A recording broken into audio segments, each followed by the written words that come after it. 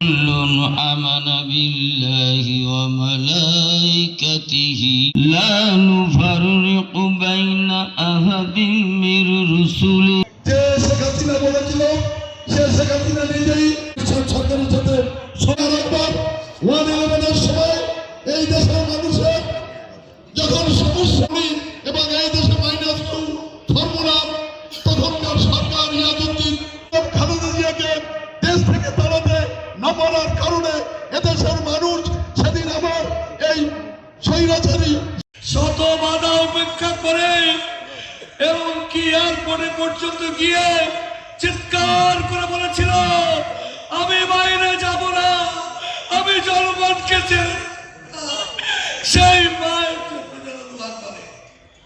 বিনা চিকিৎসায় সঠিক চিকিৎসা না হয় দিনে দিনে তাকে মৃত্যুর দিকে নিয়ে গেছে।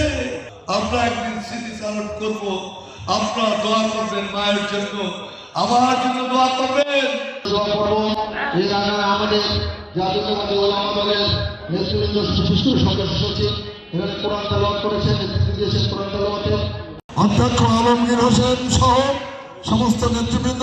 শেষ অনুষ্ঠানে আমরা যারা জানাজায় গিয়েছিলাম সমস্ত মানুষের নেতা তিনি হয়েছিলেন।